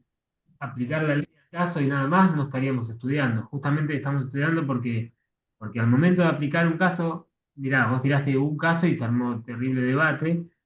Siempre hay distintas posturas, distintas formas de verlo, y lo que intenta el Código Civil y Comercial en este título preliminar, que los invito de vuelta a leer los fundamentos del anteproyecto, que lo vamos a subir a todas las aulas, es eso, es como unos anteojos para aplicar la normativa. Es como cómo hay que mirarla, cómo hay que aplicar esta normativa, teniendo en cuenta que los principios generales del derecho, los principios constitucionales de derechos humanos, sobre todo, las leyes análogas, que antes estaban previstas como criterio de interpretación y hoy son simplemente un principio de aplicación. Bueno, todo este contexto, la realidad en la que se aplican, no es lo mismo la aplicación de un contrato de dos personas que tienen similar patrimonio que entre un empresario y un trabajador. Ahí está, nos metemos en el derecho laboral. Pero eso, es como, y tener en cuenta esto de que son principios que van cambiando, que se van que hay que leerlos en el contexto. Una de las cosas que se dice también es eh, tener en cuenta la finalidad de la ley, no es solamente tener en cuenta lo que pensó el legislador al- al dictar la ley, porque la propia ley va cambiando su finalidad con el tiempo. No es lo mismo aplicar una ley en el año 40 que aplicar una ley el día de hoy. La misma ley tiene finalidades distintas, quizá en un contexto y en otro. ¿Entiende? Bueno, son dinámicos estos principios, son principios de aplicación, de interpretación, que nos van a servir después para lo que viene. Ahora parecen cosas muy abstractas y son cosas que atraviesan todo el ordenamiento jurídico, pero es importante, bueno, tenerlos claros más o menos, sobre todo el derecho civil, el principio de la buena fe, del abuso del derecho, del fraude a la ley, son principios muy que hay que tenerlos frescos, ¿no? Y obviamente la forma de aplicar la ley en relación al contexto. Básicamente eso. Bueno, Enrique, gracias por tu presentación. Me pareció muy clara y ordenada. Este material de las filminas que usaste para la clase lo vamos a subir a todas las aulas para que lo tengan también como apoyo al momento de leer. Obviamente no es para estudiar de ahí, pero sirve para ir siguiendo los temas. Exactamente. Acá me preguntan con respecto al trabajo que está en el campus. El trabajito fue de la unidad uno, fue el primero y es simplemente para hacer un repaso de lo que estuvo dando Federico y Gonzalo.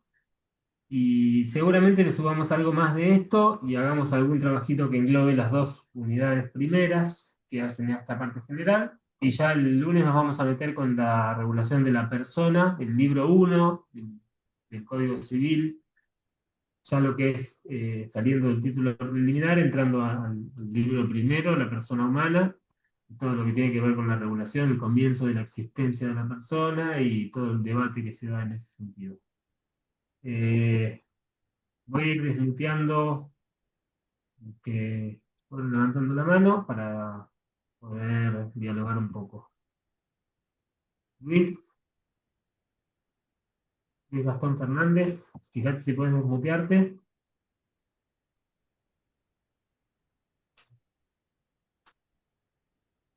No, perdón, Luis PC. No, Luis Gastón Fernández, a ver, dale. ¿Podés mutearte? Ahí está. No, no se te escucha. No, no está ¿Probá? saliendo. ¿Eh? Ahí estás desmuteado, pero sacá los auriculares, a ver. No, No te funciona el micrófono. A ver. no.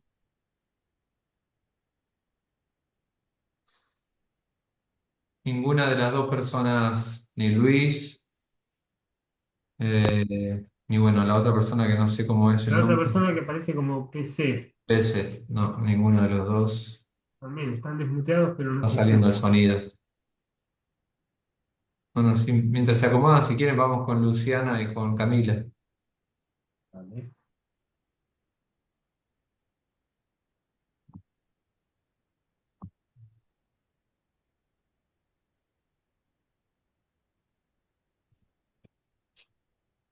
Días como te extraño. Luciana Menéndez. No, Luciana Mediavilla. Mediavilla. Bien, Hola, Ahora sí. ahí Silvia. está. Mi consulta era, recién se me cortó un cachito, tuve problemas de internet, pero entiendo que, no sé si lo han hablado. Me surge la duda de, dos dudas en realidad. En principio, ¿en dónde están escritos o de dónde nos valemos para argumentar estos principios? Y en segundo lugar, si estos principios colaboran con la ley, tenemos como sociedad alguna manera de protegerlos, digamos. Si una persona comete, por ejemplo, un fraude a la ley, ¿hay alguna manera de poder eh, penar de algún modo que se cometió ese acto que quizás no sea ilegal, no sé si son sinónimos desde el sentido común, como por ahí no es ilegal, pero es ilícito buscar la vuelta para ir en contra de lo que dice la ley? Como eso, si están escritos en algún lugar, si forman parte de las doctrinas o qué, y si podemos protegerlos de algún modo, castigando a quienes están buscando la vuelta para, sobre todo para lo que tiene que ver con el bien público y no tanto, eh, no sé, el patrimonio de esta empresa, por ejemplo. Está buena tu pregunta, es muy filosófica. Pero mira, justamente, perdón, Enrique, me largué a contestar solo. No, ¿Quieres adelante, ¿no? adelante, sí. Eh, los principios, justamente lo que decíamos es que este Código Civil y Comercial nuevo lo que intenta es escribir estos principios que en general vienen de construcciones doctrinarias, de aplicaciones de los casos. El fraude a la ley, por ejemplo, que vos decís, está regulado en el Código Civil y dice precisamente la consecuencia, dice, cuando no me acuerdo el texto explícito, pero cuando se intente burlar una ley de orden público a través de un acto, para burlar esa ley de orden público, lo que se hace es como correr el velo, digamos, y aplicar la ley que vos quisiste dejar de lado. El ejemplo que pusimos de la ley laboral, en el caso te pongo como monotributista, cuando en realidad sos trabajador, la sanción ahí es una sanción de aplicamos la ley laboral. Y además hay multas y además hay otras. Cada caso va a tener, sí, cuando el caso siempre va a ser ante una demanda judicial que se establezca el fraude y en ese caso concreto, si hay un perjuicio económico, se va a tener que indemnizar. Siempre en la indemnización está contemplado una cierta sanción. No es una sanción penal, no es una sanción a modo de una pena, ¿no? No, nadie va a ir preso, o sí, si constituye una estafa o un delito penal, pero ya es otro tema. El tema civil puede ser una indemnización, puede ser una multa, puede ser según el caso, porque ahí ya depende el caso concreto. No está escrito explícitamente la Claro. consecuencia de cada fraude de la ley. Pero en principio, el Código Civil lo que hace es, en caso de fraude a la ley, lo que se va a hacer es, si existe evitar la aplicación de una ley imperativa, bien, lo que vamos a hacer es aplicar esa ley imperativa. Y seguramente si hay una demanda judicial sobre un caso concreto, hipotético, se va a aplicar alguna sanción pecuniaria, una multa, intereses punitorios ante un no pago, una indemnización definitiva por los daños y perjuicios ocasionados, nada, todas las consecuencias que tenga el caso concreto, que ya eso depende del caso. En el caso de la tarjeta, bueno, no me voy a meter en eso. Pero se entendió. Los principios están en todo el orden, son como se deducen del ordenamiento jurídico. Los tratados de derechos humanos, los tratados en general, las normas constitucionales, el principio de igualdad, el principio de no discriminación, todos los principios que están en el orden jurídico aplicados al caso concreto. Están escritos porque Exactamente. no es como Una el derecho penal. forma, si sirve como aporte también, Juan Pablo, es que en estos fallos van a poder de alguna manera advertir la forma en la que es el juez que toma o hace uso de estos principios generales. Entonces, por eso les va a servir, si leen alguno de estos fallos, van a poder entender el origen, el fundamento de por qué corresponde aplicar ese principio, el contexto, en qué caso, si está supliendo una norma, si está ejerciendo un control sobre la norma, por ejemplo, ante un abuso del derecho, ante un control de legalidad de esa norma. Así que la idea de todo esto es ir bueno, a las citas que les hemos dado, ya que algunos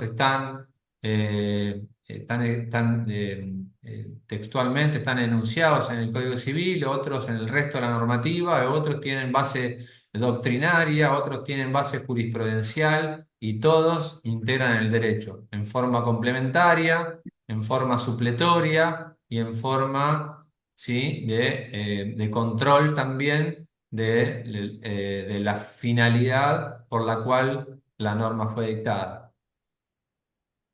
Sí, está bueno esto que decís de ir a leer los fallos porque ahí van a ver el derecho vivo, digamos, el derecho aplicado a un caso concreto.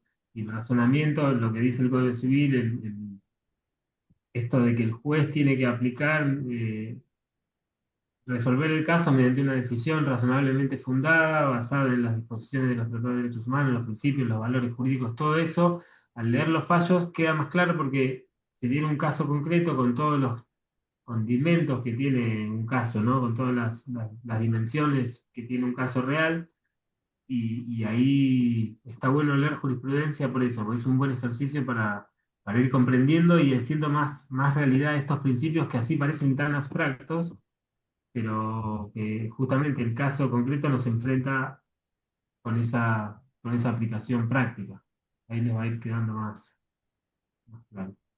Por eso los fallos que recomendó están buenos para que los vayan leyendo, ¿no? Agarren uno, no es necesario que lean todos, pero agarren uno y estudienlo, léanlo, los considerando de paso, cómo va llegando, y cómo van llegando desde el planteamiento del caso a la decisión, ¿no?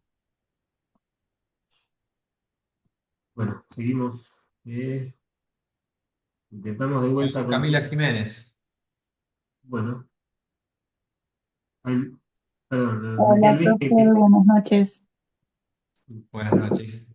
Buenas noches. Le Camila, quería consultar porque así como el profesor dijo este caso que le llegó al estudio, a mí en una de las compañeras también lo puso. ¿Qué pasa con esa gente que recibe transferencias y se gasta el dinero? Y me hizo acordar también a la señora que recibió 500 millones del Estado, no sé si se Exacto. acuerdan. La señora, por ejemplo, a lo que yo tengo entendido es como que no tuvo que devolver ese dinero que se gastó, que no se gastó toda la plata, pero se gastó unos 30 millones y hasta la metieron presa eh, unos días con sus familiares. O sea, en esos casos es Yo como que creo que no. claramente, no sé qué opinás Juan Pablo, pero claramente sí es otro enriquecimiento sin causa, recibir un dinero sin ninguna utilidad, o sea, un dinero que no era para ella, un dinero que ella no tenía ningún tipo de relación con quien le envió el dinero. Para mí es otro claro caso de enriquecimiento sin causa. Después, ¿qué es lo que ocurrió?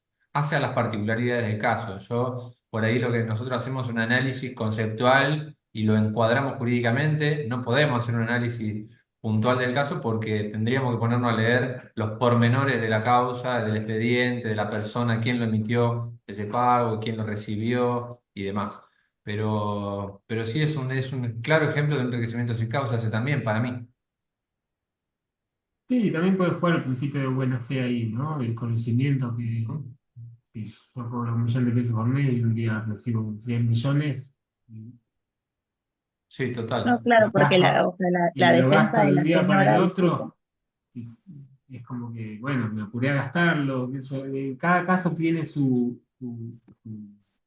pronto, ¿no? Si yo recibo 100 millones y los dejo ahí, no digo nada, pero nadie me dice nada, y pasa el tiempo, y pasan 2 años y siguen ahí, bueno, listo. Prescribe. Sí, entonces lo empiezo a gastar. es que cada caso tiene, si me transfieren 100 millones de pesos y yo inmediatamente los transfiero, los convierto a criptomonedas y los empiezo a gastar, y bueno, ya estoy actuando con cierta intención. Entonces es distinto.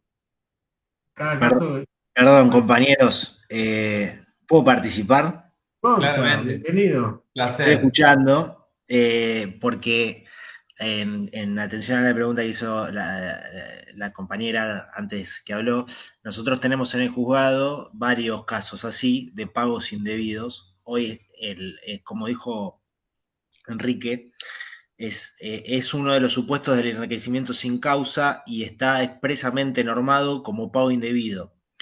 Y básicamente, bueno, hay, después lo vamos a ver también cuando veamos el error como vicio del acto jurídico, el error tiene que, digamos, ser reconocible por el otro. Entonces, en la medida que vos recibís un pago que no tiene causa, claramente hay una violación al buen principio de buena fe, pero bueno, vos tenés que ser, digamos, intimado de devolverlo, que no tiene nada que ver con la cuestión de penal que antes decían algunos uno en los comentarios que estaba leyendo por acá. Pero bueno, está precisamente regulado. Fíjense si tienen interés, los artículos 1790 y pico, por ahí está la cuestión del pago sin causa. Yo creo que después de la clase todos van a ir a ver su cuenta, a ver si recibieron. Cosas que No, nunca me van a igual pasar a mí. o sea, lo consultaba por el tema de que la señora no tuvo que devolver esa parte que se gastó. Entonces, si bien entiendo que Ah, hay bien. principios, hay leyes y demás, es como todo muy particular porque no a todos aplica lo mismo. Siempre Por la eso. norma es particular. Siempre, en todos los casos, porque está sujeta a muchas situaciones que en algunos casos son parecidas, si bien la norma es general, su aplicación es siempre particular. Bueno, vamos con otra mano. César Ocampo. Hola, buenas noches. Buenas noches, ¿cómo estás? ¿Cómo andan? César, ¿qué tal? Muy Bien, bien, bien. ¿vos? Profe, le hago una pregunta a Enrique. Bueno, Eh, bueno, recibió este caso de la tarjeta, ¿no? Usted fundamenta que en el artículo tal, bueno, se gastó la plata y cuáles son los pasos a seguir para la empresa esa después. ¿Cómo actúa usted para... Ya la plata no se va a recuperar. ¿Cómo actúa ahora?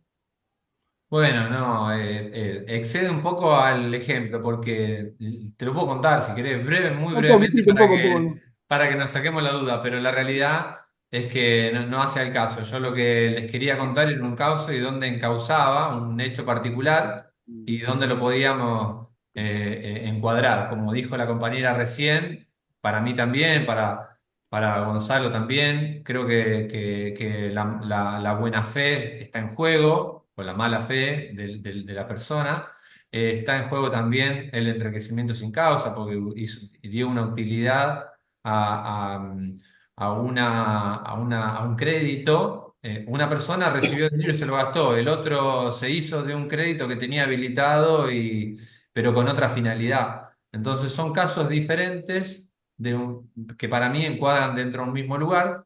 Es una opinión personal, profesional, pero personal.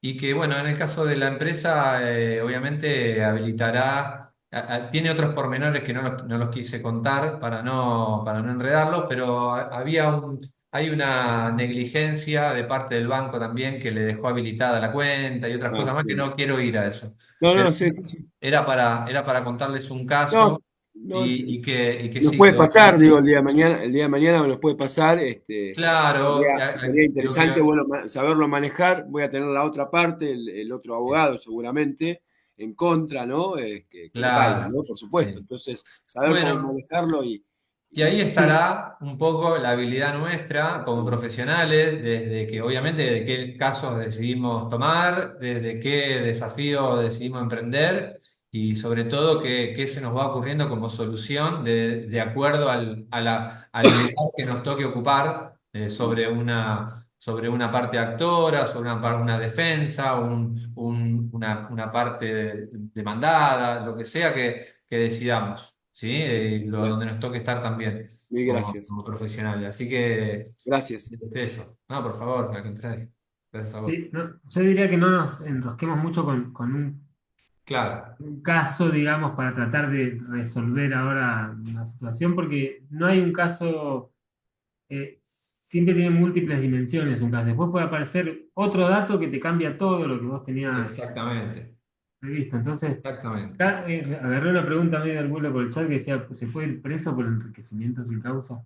No, el enriquecimiento sin causa no es un delito penal. O sea, puede ser consecuencia de muchas cosas, pero en realidad es un instituto civil que nació como para casos que quedaban sin regulación justamente. El ejemplo clásico es una propiedad que, que crece por efecto de un fenómeno natural y se empobrece uno y se enriquece el otro sin una causa que los una, sin un contrato, sin un vínculo previo. Hay un enriquecimiento de una parte y un empobrecimiento. El requisito del enriquecimiento sin causa es que la parte que se enriquece proporcionalmente la otra parte se empobrece, ¿no? Entonces Claro. ahí nace esa obligación de devolver o de Sí, equilibrar la acá. situación previa. Pero no es un tema, no se puede ir Acá preso por están enriquecimiento sin causa. confundiendo el concepto de enriquecimiento sin causa con el enriquecimiento ilícito, Ilícito, que claro, es no, no. que es un hecho punible, que es un hecho punible por el Código Penal, está tipificado en el Código Penal y es un hecho, y un concepto distinto, ¿sí? Es un hecho Claro, totalmente diferente. Ilícito es contrario a la norma, mientras que acá, en un enriquecimiento sin causa, aparentemente no habría una contradicción con una norma, sino con un principio general, ¿sí?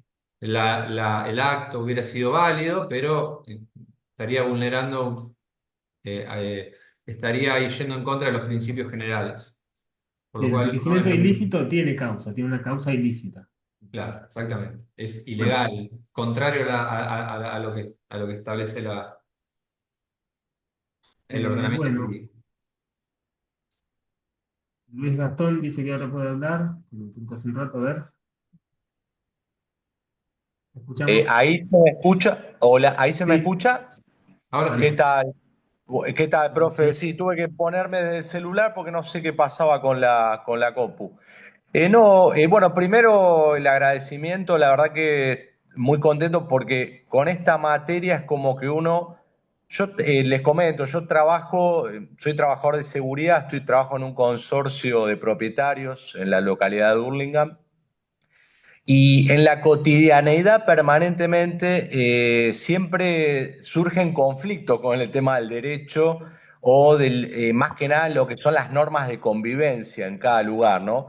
Y uno lo que muchas veces se nota es que a veces no hay un conocimiento de las cosas generales, ¿no? El derecho civil y demás en lo que tiene que ver las normativas, tanto para como se la establece, ¿no? En un consorcio de propietarios, pero a la vez los propios propietarios que no la cumplen o que por ahí o que pretenden que por ahí el que esté a cargo, en este caso la guardia o la seguridad, a veces pretenda tomarse atribuciones que no le corresponden, ¿no?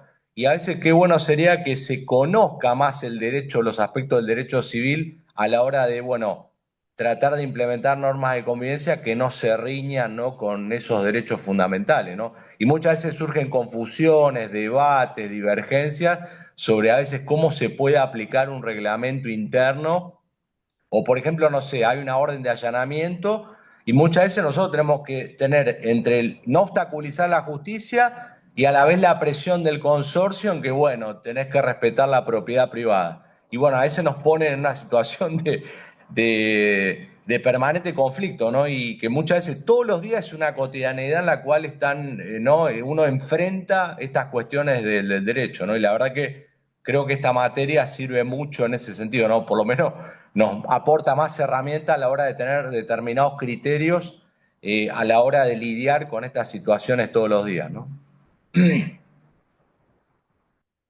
Bueno,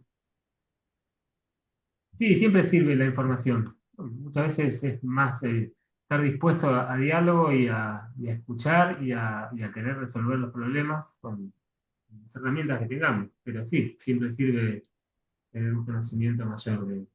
Pero bueno, mucha gente de la Constitución conoce, ¿no?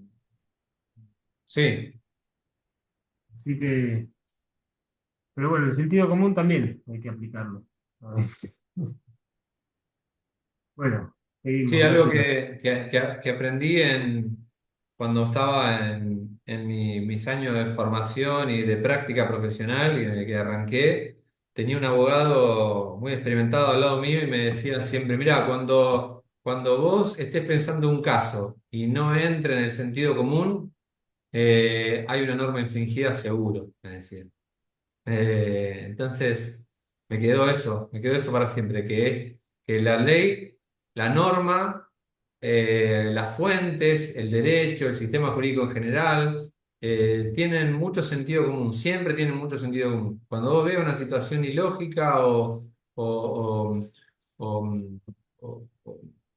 no sé cómo describirlo, pero Y que no te cierra, por algún lado no te cierra. exactamente, cuando no te cierre, seguramente hay algo que está mal, siempre. Una intuición jurídica, ¿sí? Bueno, ¿alguien más? Luis Gastón ya estaba, ¿no? Leticia, no, Jonathan Antivero.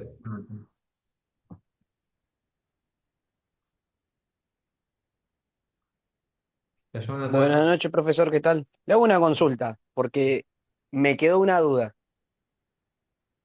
¿Me escucha? Sí, Sí, sí, sí, sí, te se te escucho. escucha, Jonathan. Bueno, lo que es fraude entonces no sería delito, sino sería como una contravención, por lo que entendí, que está en el Código Civil.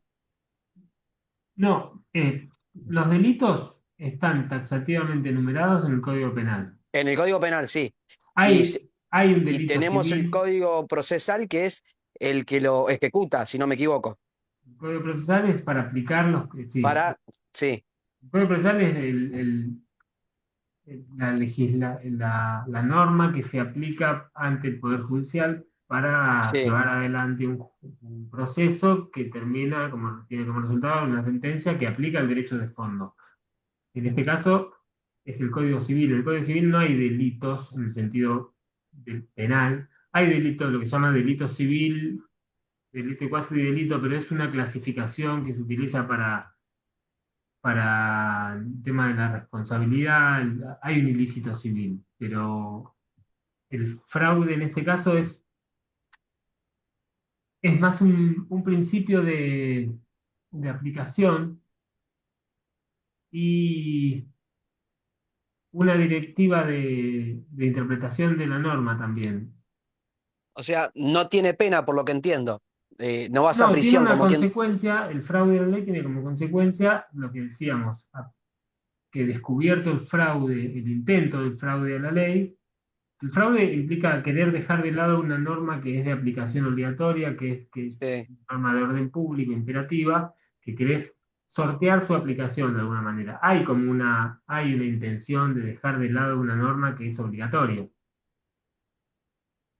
Y la consecuencia que trae el Código Civil es que esa norma se va a aplicar igual, se va a dejar de lado, digamos, no quiero usar palabras que lleven a pensar en un delito penal, la intención de Nulidad, dejar Juan. la norma.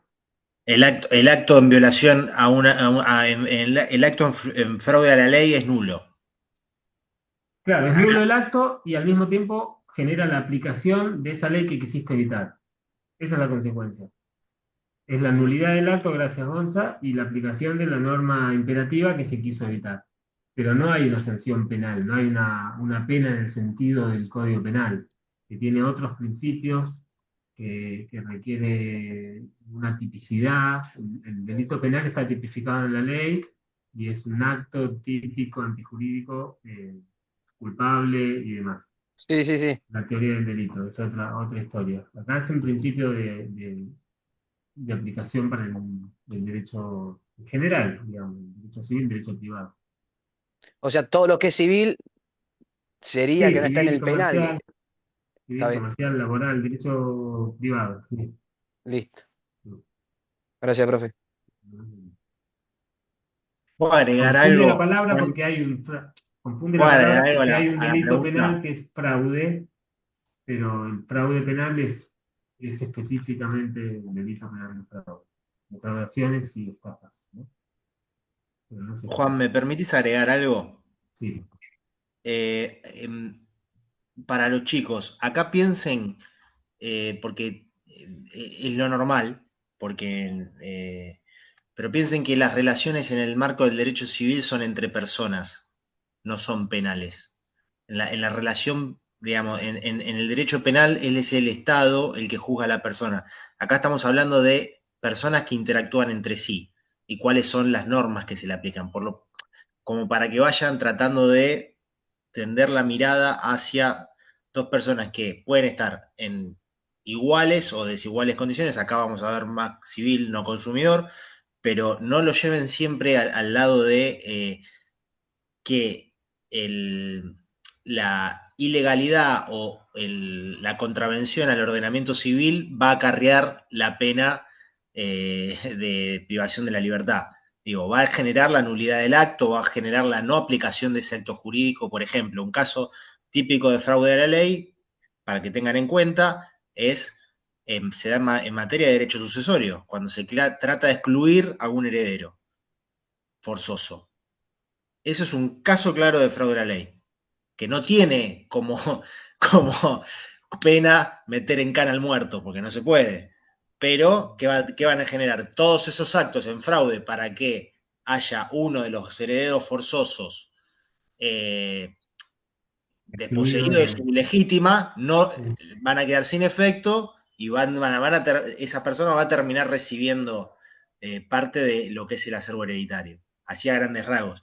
Pero no lo lleven siempre, traten de ir, es la tercera clase o con la cuarta, pero sáquense la idea de que la contravención al ordenamiento civil acarrea la pena de privación de la libertad porque es otro Claro, sí. campo del derecho ese.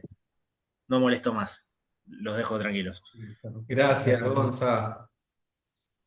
Vamos con Luciana. Vuelvo, perdón, re Bueno, pesada. Pero estaba leyendo una compañera que decía en el chat que le parecía injusto y estaba pensando no en una pena como de... Vuelvo un poco a lo mismo porque no me termina de quedar claro. Alguno de ustedes dijo algo sobre, por ejemplo, una multa.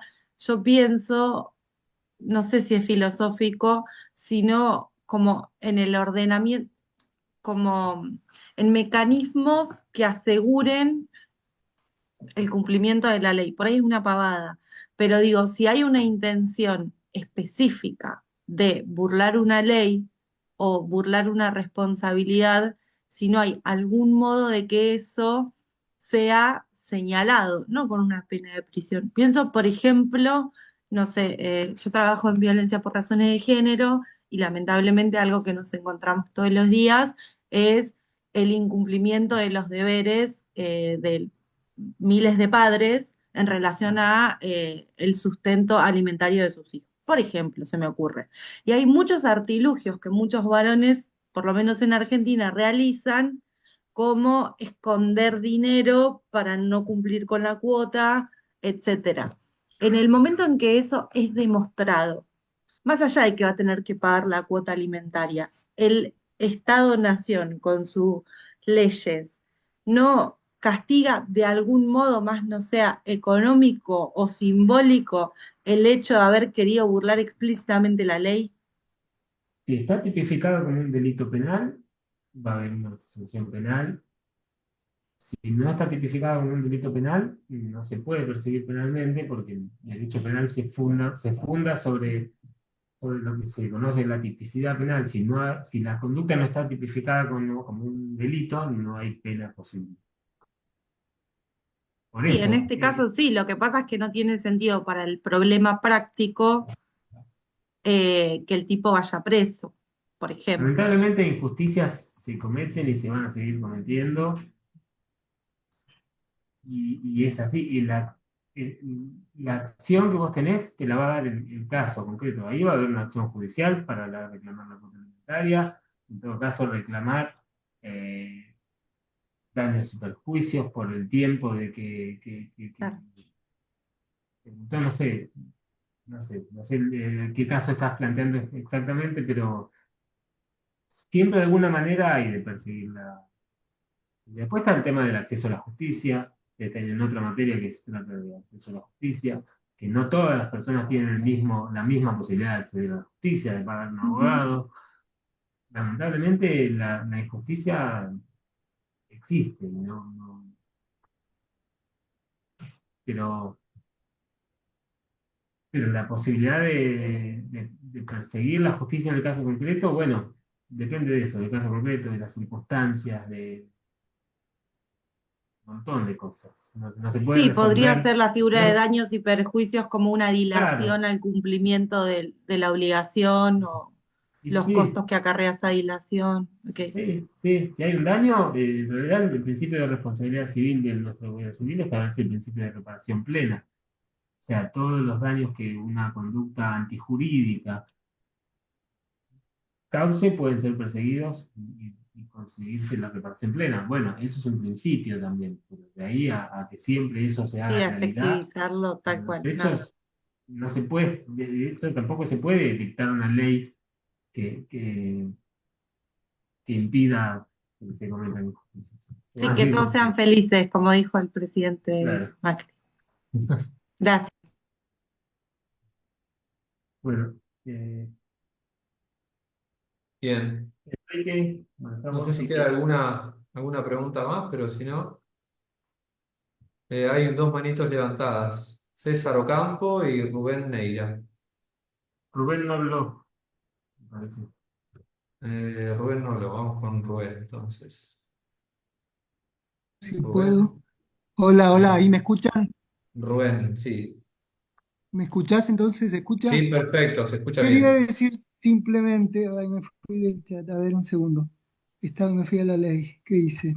Lo que quería decir en relación a lo que contaba la compañera, yo trabajo como empleado en el Poder Judicial de Río Negro y lo que vemos trabajando yo en el fuero penal es que cuando excede la facultad del fuero de familia, por ejemplo, o del civil, una conducta que no puede ser abordada en ese fuero, lo que se hace es correr la vista a la fiscalía para que determine si con los elementos que surgen del otro juicio, en el otro fuero, se puede abordar la falta penal, digamos. Entonces, normalmente lo que hacen los jueces es dar vista a la fiscalía que corresponda para que aborde esa situación, examine el caso y diga si existen elementos como para promover acción penal contra el sujeto de que se trate. Claro, Ujú. interesante, sí. El uso de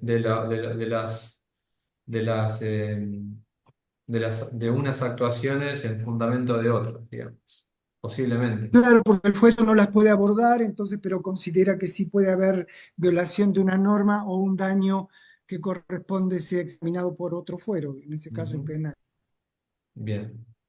Y creo que hay un delito relacionado a la negación de alimentos. No quiero hablar ahora por boca de jarro, pero está Desobediencia suele haber, tipificado. pero también una defraudación cuando se ocultan bienes, es cosas que Claro, planteaba la compañera, Claro. sí.